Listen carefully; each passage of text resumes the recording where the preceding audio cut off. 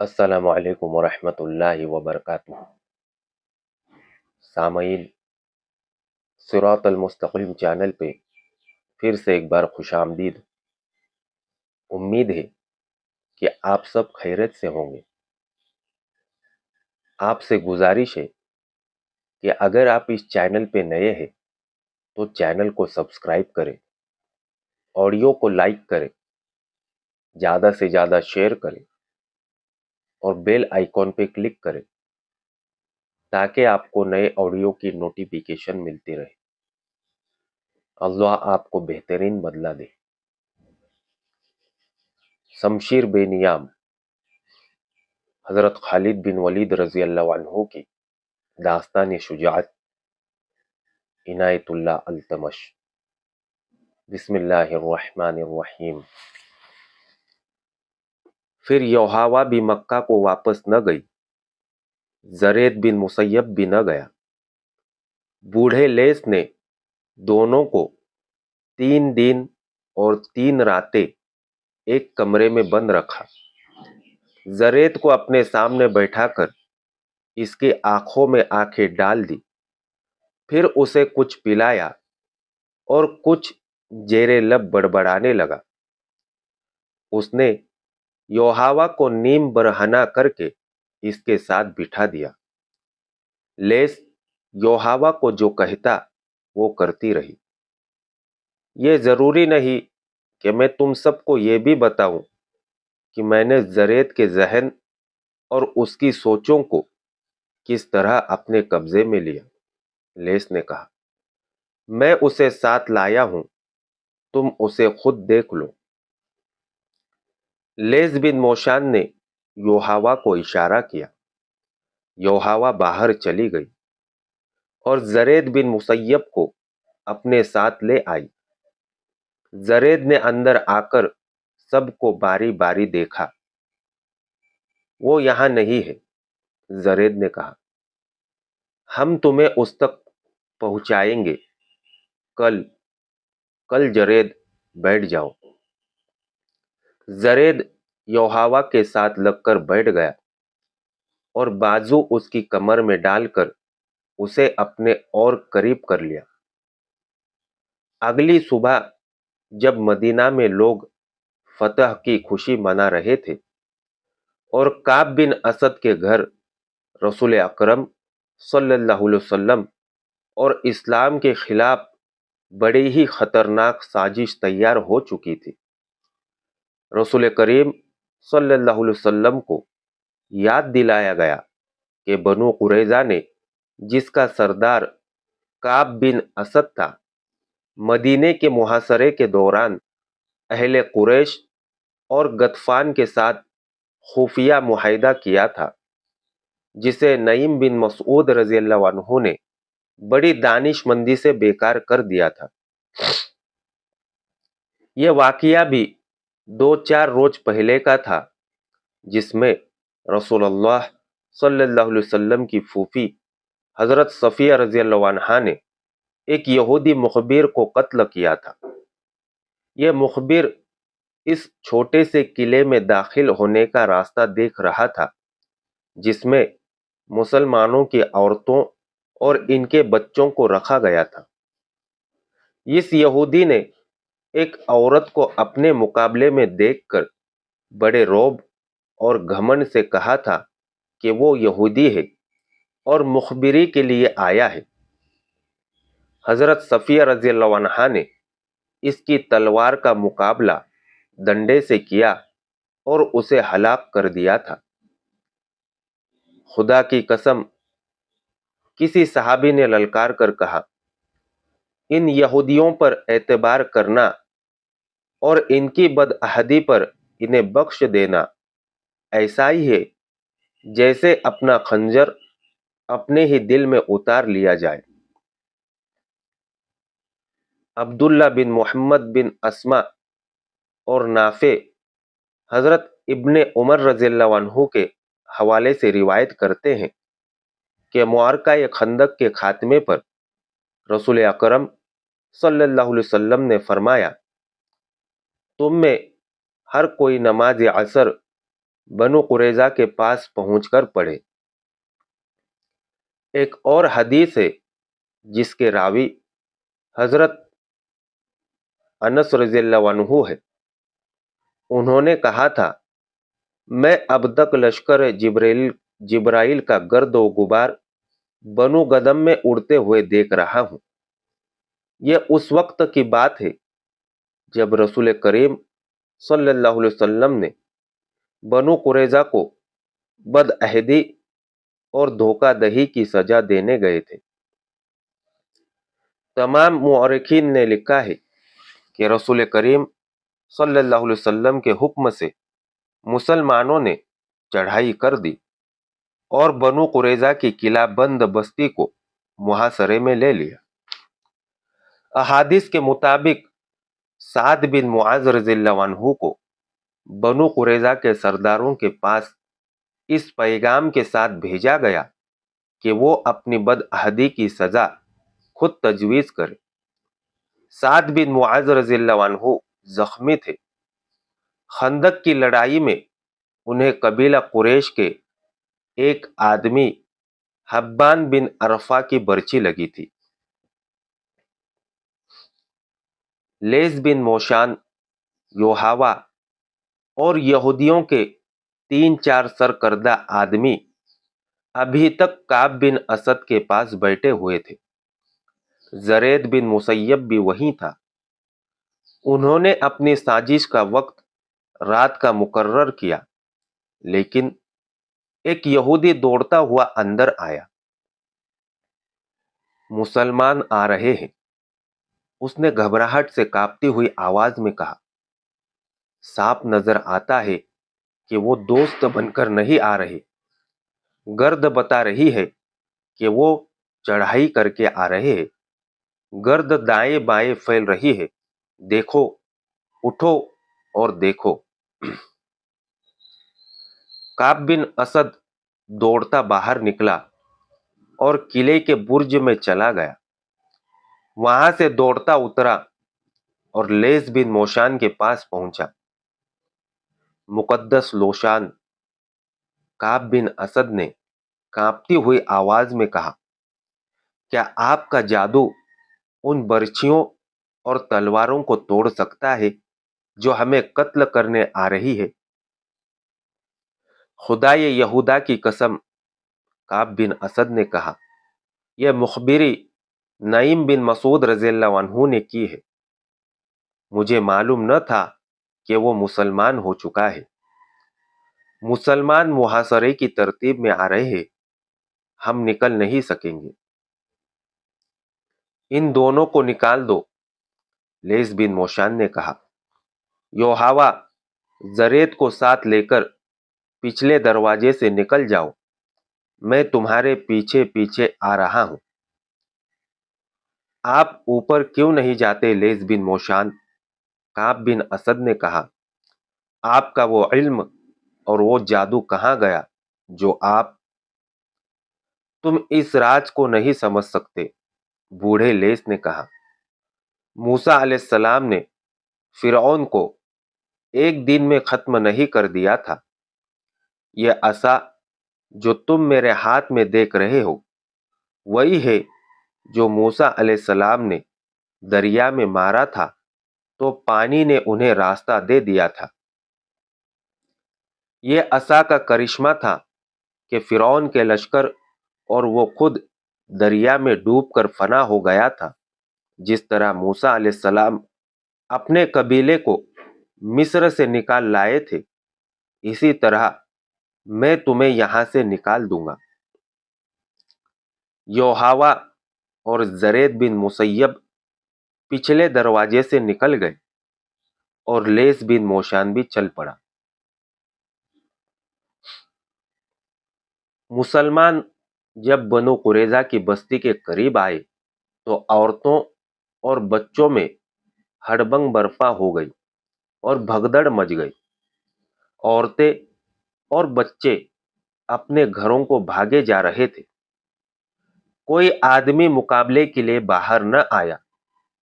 جو مسلمان ٹیکریوں کی طرف سے محاصرے کے لیے آگے بڑھ رہے تھے انہیں 2 آدمی اور ایک عورت نظر آئی۔ تینوں بھاگے جا رہے تھے۔ آدمی جو بوڑھا تھا اور عورت اپنے ساتھی کو گھسیٹ رہے تھے۔ وہ پیچھے کو مڑ مڑ کر دیکھتا اور آگے نہیں چلتا تھا۔ وہ لیس بن موشان، زرید اور یوحوا تھے۔ لیس نے زرید کے ذہن پر قبضہ کر کے اسے رسول کریم صلی اللہ علیہ وسلم کے قتل پر آمادہ کر لیا تھا، لیکن اب زرید اس کے لیے مصیبت بن گیا تھا۔ وہ اس عمل کے زیر اثر تھا جسے آج ہپنوٹزم کہا جاتا ہے۔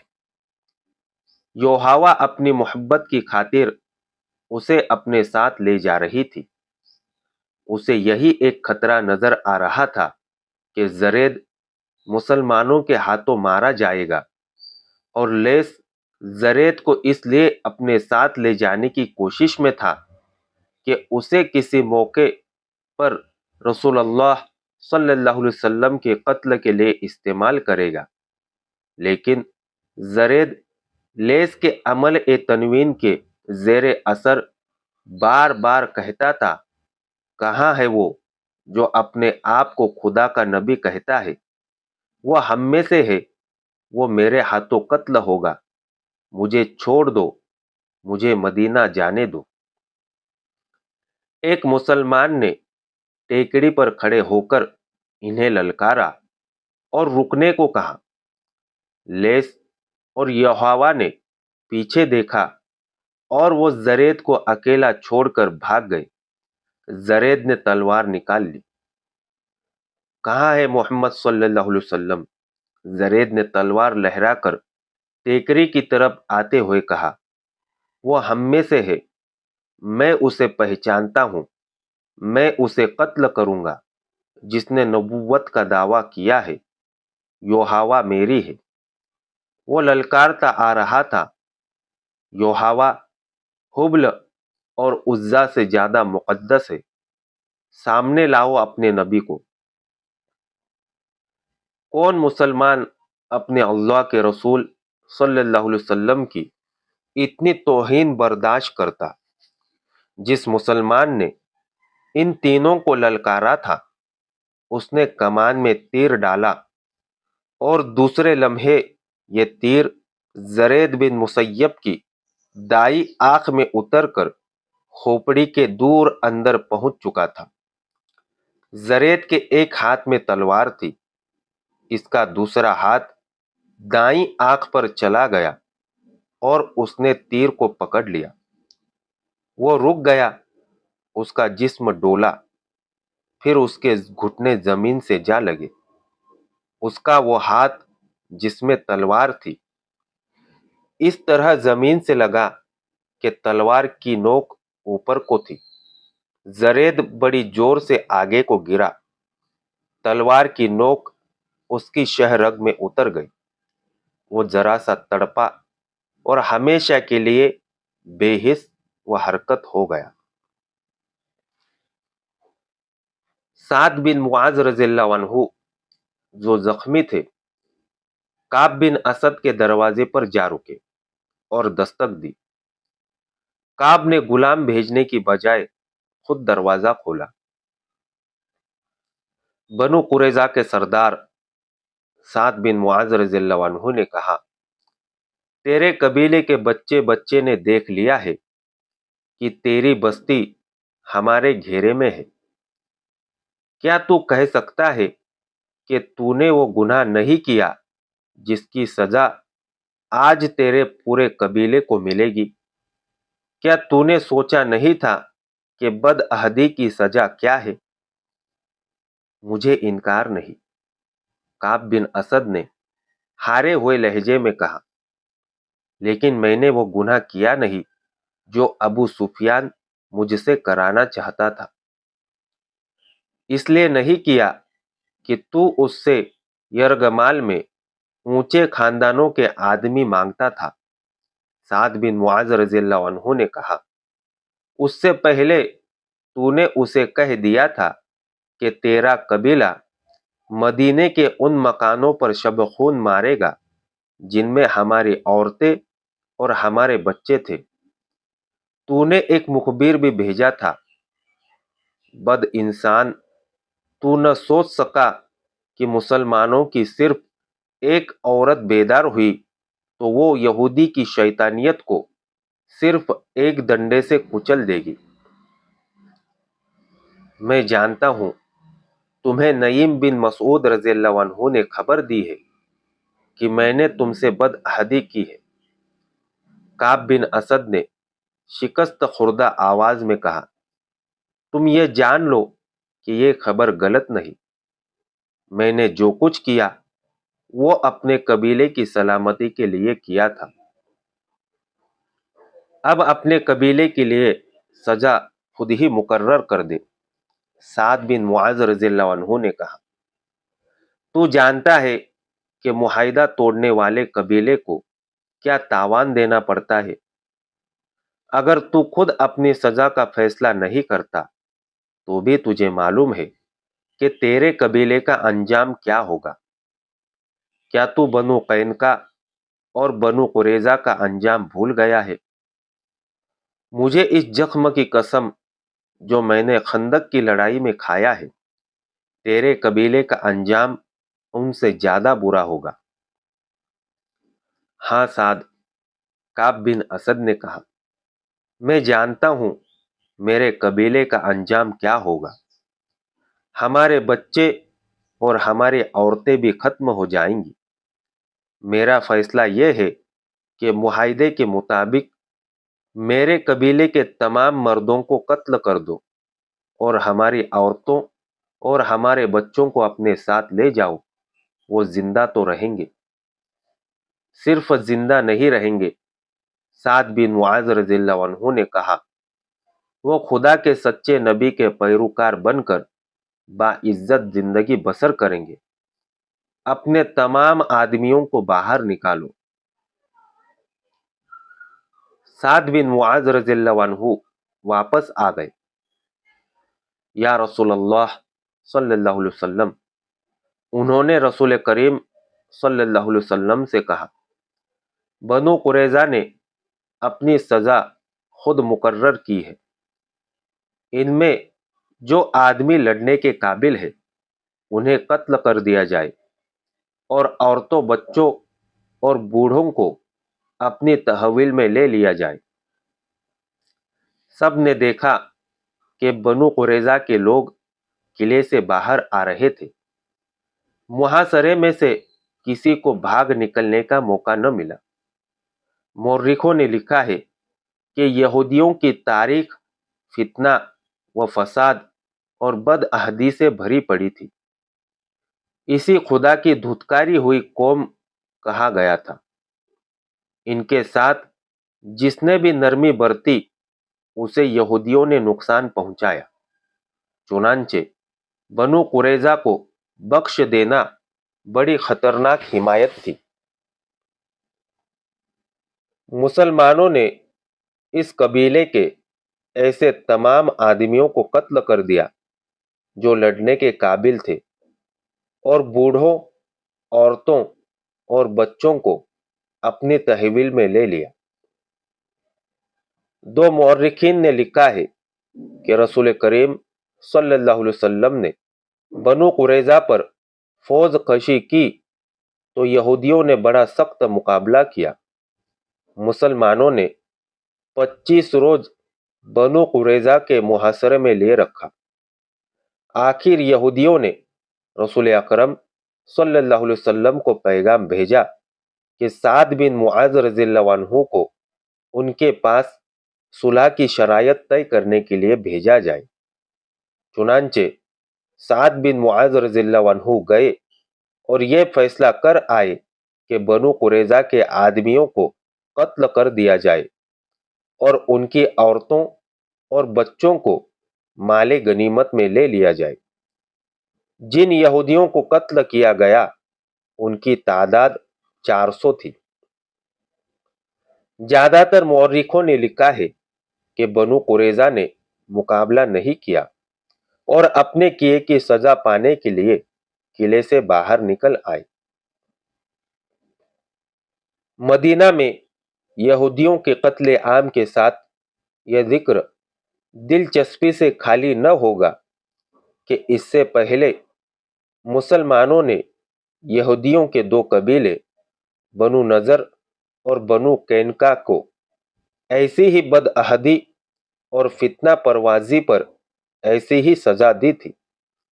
ان قبیلوں کے بچے کچے یہودی شام کو بھاگ گئے تھے۔ شام میں رومیوں کی حکومت تھی۔ ایک عیسائی بادشاہ ہرقول نے حملہ کر کے شام پر قبضہ کر لیا۔ یہودیوں نے اس کے ساتھ بھی بدعہدی کی۔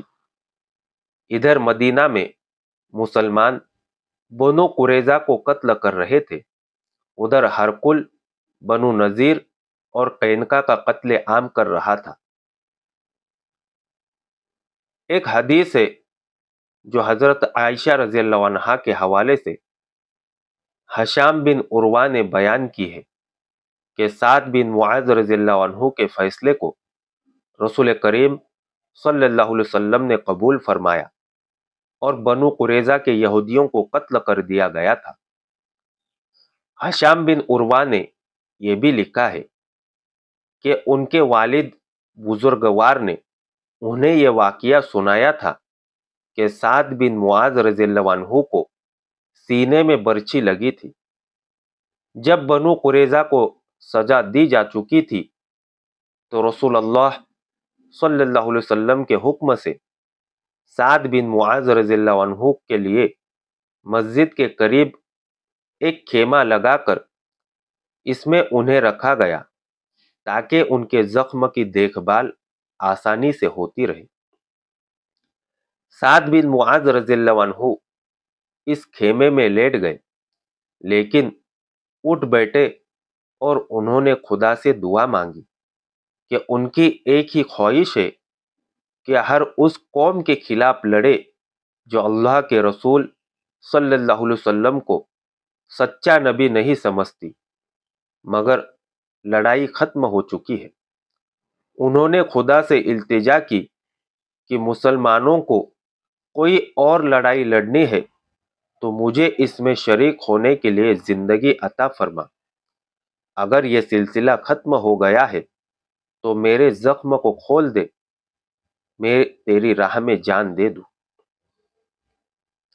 سعد بن معاذ رضی اللہ عنہ کی یہ دعا 3-4 آدمیوں نے سنی تھی، لیکن انہوں نے اسے اہمیت نہیں دی تھی۔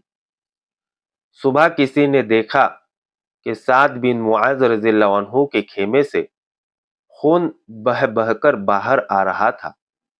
خیمے میں جا کر دیکھا سعد بن معاذ رضی اللہ عنہ شہید ہو چکے تھے۔ انہوں نے خدا سے شہادت مانگی تھی، خدا نے ان کی دعا قبول کر لی، ان کے سینے کا زخم کھل گیا تھا۔